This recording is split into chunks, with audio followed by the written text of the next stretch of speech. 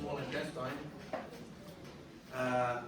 before I mention that, we have two intestines, small and large intestine. The small intestine, the reason why it's called that, because it has a small diameter compared to the large intestine. So in size, the small intestine is longer than the large intestine.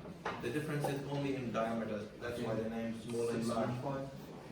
So it's about 10 feet coming from the stomach. It enters the first portion. This portion here is only about 10 inches long, the duodenum. Okay?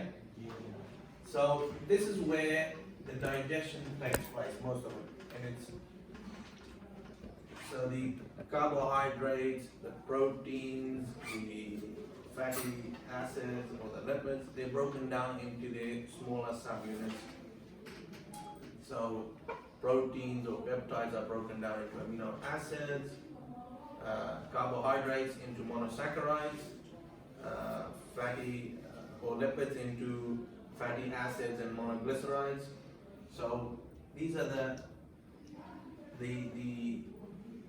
subunits that make up these different macromolecules, and this is what is absorbed into your body. And this takes place in the duodenum, this portion of the small intestine. Once that digestion is completed, that chyme moves into the two other parts of the small intestine, the duodenum and the ileum. And this is about 10 feet in length. This is where the absorption happens. Most of it, the absorption is happening in this part of the small intestine. About 90% of the absorbable nutrients and water takes place here. Okay? So this first part completes digestion. These two parts are important for absorption, taking up the nutrients. Okay? Now, when you look at closely at the small intestine, and you remember from chapter 4, the histology chapter, and in the lab we looked at some slides of the small intestine. You see, if you look closer, the type of cells we find, they are simple columnar cells, and we find these structures, if you have look closely, the microvilli. Not only that, when we look at the small intestine microscopic anatomy, we find that it has these folds. So folds, these folds. And then when you look at the folds, within the folds we find these structures called villi, okay? So these are, you see these finger-like structures? Yes. Like your finger? These are villi. And then when you look closer at the villi, you find the cells surrounding the villi, the simple columnar cells. So you will find lots of cells on each villi. And you look at it closely under the microscope, you find that the cells contain these structures called microvilli. And this microvilli gives it this velvety appearance. Velvet is a material, I think in Arabic we call it mahmal. Yeah. It has, if you have a look at it, it has this very hair-like, yeah. So it gives it the brush border. Just like, you know, the brush that you comb your hair with. Yes. The same, this appearance is a velvety or brush border appearance. And we saw that when you looked at the under the microscope, the small intestine. You remember last semester? When you look closely at the cells, you find this brush border on them. Who can tell me what the function of that is? What the function of the folds is, what the villi and the microvilli. What is villi to movement? No. That's the increase the surface area. Okay? In fact, these folds, including the villi and microvilli, when you look at the surface area, it increases it by 500 times. So in the small intestine, if you didn't have these folds in these villi and microvilli, the efficiency of absorption will be 500 times less. With all this increased surface area, the small intestine can absorb more nutrients more efficiently. Okay?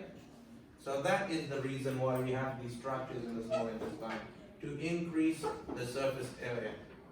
In fact, 500-fold. Okay? So any questions on that before we move on? Okay. And this is in the mucosa, okay? The first layer. So the epithelial tissue of the mucosa, we see these structures in them, alright? Now if you look at an individual villi, okay? We find that, so I mentioned that it increases the surface area by 500-fold. It makes it more efficient to absorb nutrients. When you look at this, you find in the villi capillaries, blood capillaries. So the blood capillaries, you find them in the submucosa. Remember? Submucosa. Yeah. So in the submucosa, you find the capillaries which are important for absorbing carbohydrates and amino acids and monosaccharides, okay? So they absorb directly into the blood. While you find these other sort of structures, these other capillaries called lymphatic capillaries, okay? They carry the lymph. And they are, when you look at blood capillaries, you find them that they have a circulation, okay? You've got oxygenated blood, then coming back to these oxygenated from arteries to venules, okay? In the lymphatic capillaries, they're blind-ended, okay? So the lymphatic capillaries here, we also call them lacteals. So this is the blood capillaries. In the background, you see this green one? Yeah. What we mean by blind-ended, they don't have a circulation, okay? So they have an end and they stop there. So that's what blind-ended means, okay? It doesn't circulate. And we call these type of lymphatic capillaries, okay, lacteals. Now we will learn more about the lymphatic system later on. So for now, you just need to know this is a part of the lymphatic system. And the lymphatic system is important in many of the other systems in the circulatory system or the cardiovascular system. It picks up excess fluid from the tissues, returns it back to the blood. In this case, its function is to absorb fatty acids because they're too large to be absorbed in the blood. So they absorb in the lymphatic capillary, okay? And then they reach the larger veins of your body, and then the fat enters your blood from there. It doesn't go directly into the blood capillaries. They're too small to absorb the fat. So that's why we have the lymphatic capillaries or lacteals to absorb the lipids. So the blood capillaries here are important for absorbing monosaccharides and the rest of the nutrients, okay? While the lacteals are specifically for absorbing lipids, okay?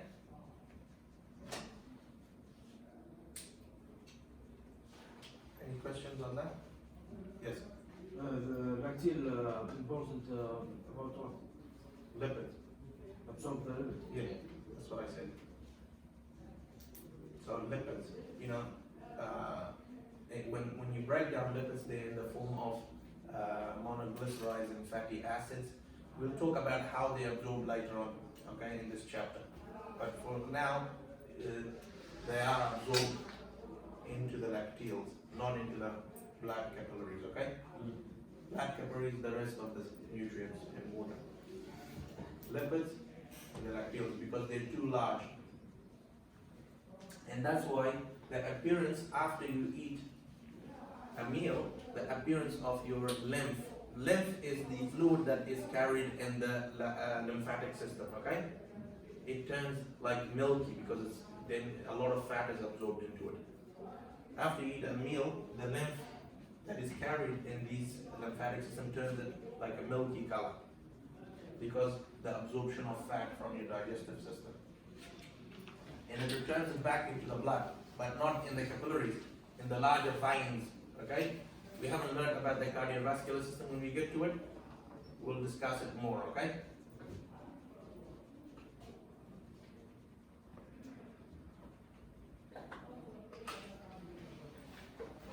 So, as I mentioned before, the function of the small intestine is to digest, completely digest the nutrients that we need, okay? Like the carbohydrates, the fats, the proteins, the peptides into the smaller subunits, okay? Now,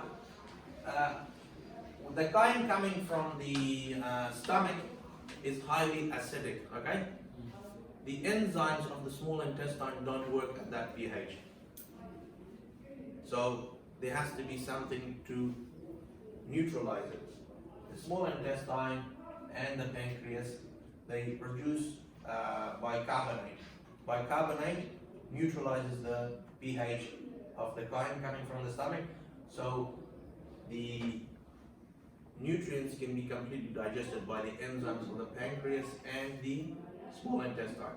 Those enzymes do not work at pH 2. Okay? So the chyme must be neutralized. So neutralizing the highly acidic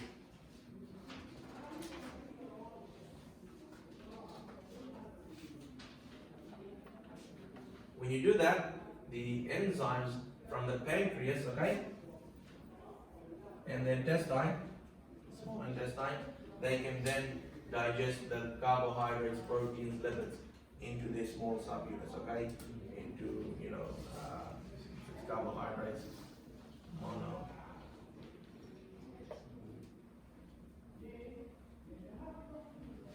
monosaccharide lipids into, fatty acids, plus monoglycerides.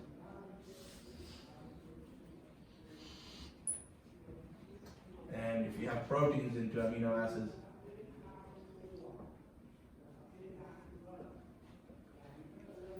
so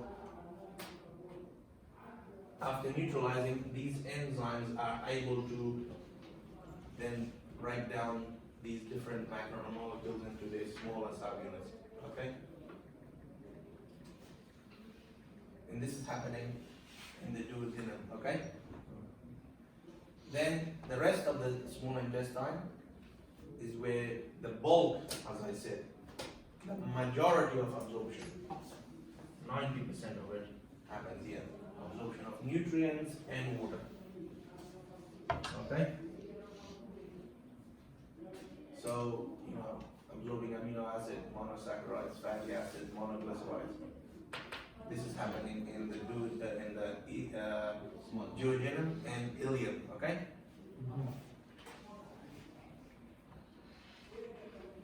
Going here, okay?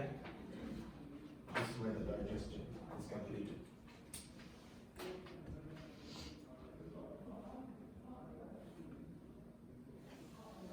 Any questions on that? Nope. Okay.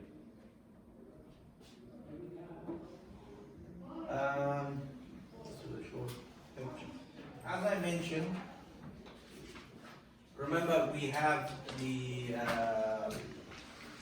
hollow organs that food passes through them, and we have the accessory organs. Okay. So one of the accessory organ is the liver. Okay.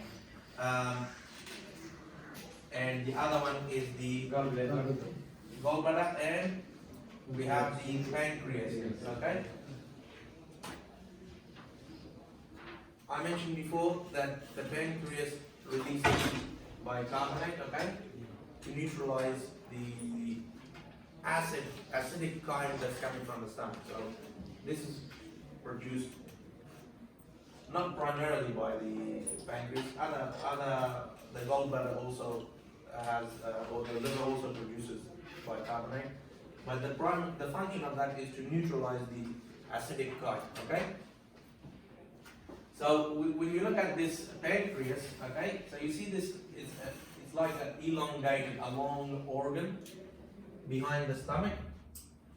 It has two functions. It has an endocrine function. Remember endocrine system, endocrine glands, they release hormones into the blood, okay, into the bloodstream. And the pancreas produces several hormones that control the glucose level in your blood. If your glucose level is high, it will produce a particular hormone like such as insulin, okay? Insulin will then decrease the level of your glucose in the blood. It does that by converting glucose into glycogen. Remember glycogen? It will release another hormone called glucagon. It breaks down glycogen into glucose. Okay? So it has endocrine function, the pancreas. It also has exocrine function. The exocrine function is it makes several digestive enzymes that are released into the duodenum, okay? Enzymes that break down proteins into peptides, break down carbohydrates into disaccharides, okay? Enzymes that break down lipids into fatty acids and monoglycerides, okay? So it has several enzymes that it produces, and it releases it through this pancreatic duct, okay? A tube or so a duct, remember, is a tubing that then leads to a hollow organ. So the hollow organ here is the small intestine, the duodenum. So it produces these enzymes, it produces bicarbonate that is released into the duodenum through the pancreatic duct, okay? So it has endocrine function, producing hormones that control glucose level, and it has exocrine function, it produces enzymes and bicarbonate into the duodenum, the first part of the small intestine. This is where digestion is completed, okay? So the function of the sodium bicarbonate, I said, was it neutralizes the acidic kind, so further digestion can proceed, okay? Otherwise, these enzymes that are produced by the pancreas will not function at pH 2. They need a neutral pH to carry out the reactions that they need to do. Break down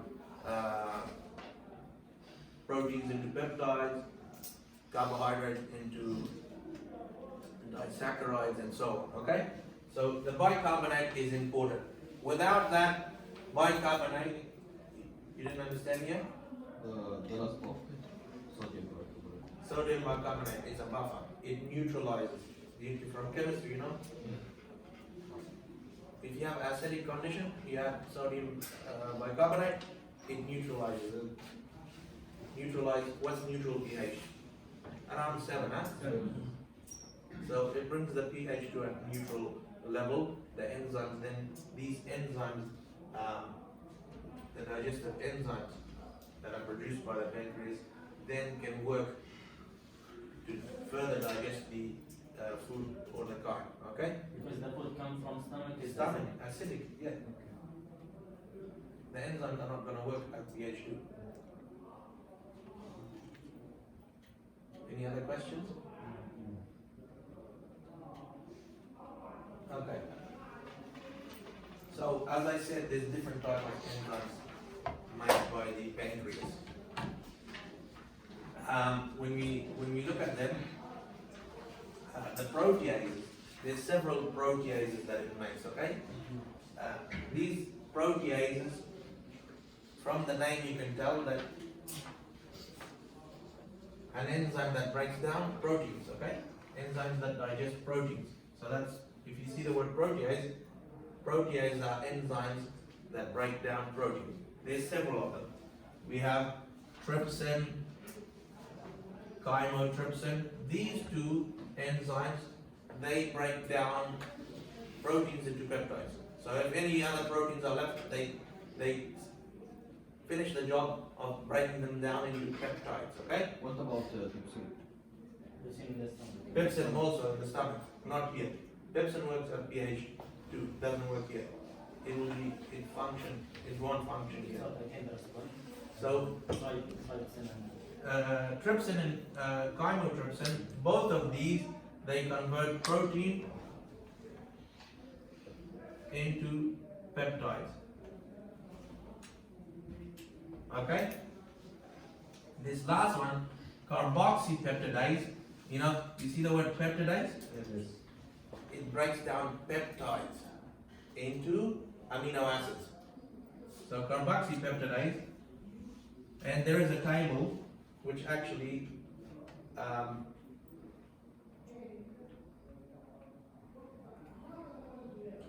this one as well, okay? This slide, and we'll get to it later on, okay? It shows you what these digestive enzymes do.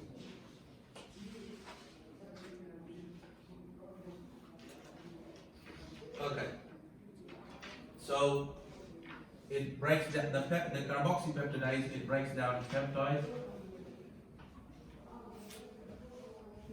into amino acids.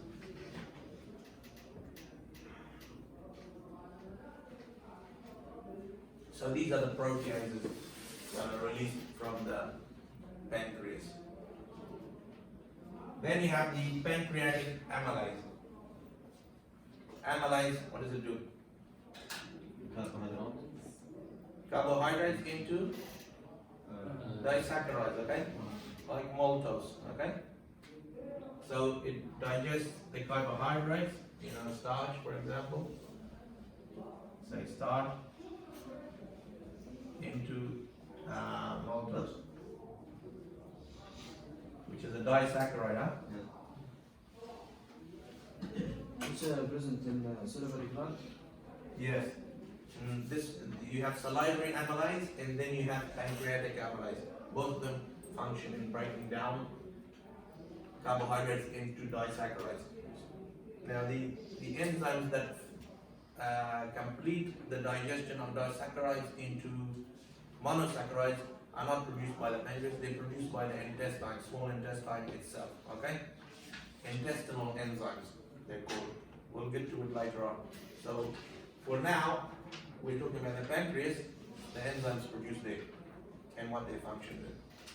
But the completion of disaccharide into monosaccharide, so maltose into glucose, is done by intestinal enzymes, which we will talk about later on, okay? And lipase, obviously from the lipids, lipases break down lipids. So the enzyme, a lipid digesting enzyme, so it breaks down fatty lipids like triglycerides, okay, into monoglyceride and fatty acids, okay? You remember from chemistry of life, you had this,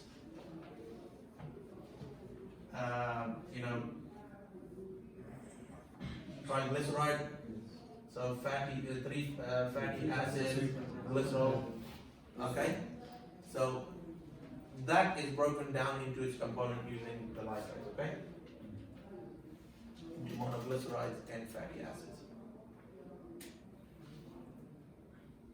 Any questions on the enzymes of the pancreas?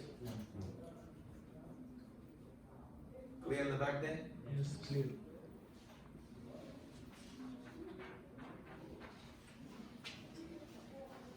All right.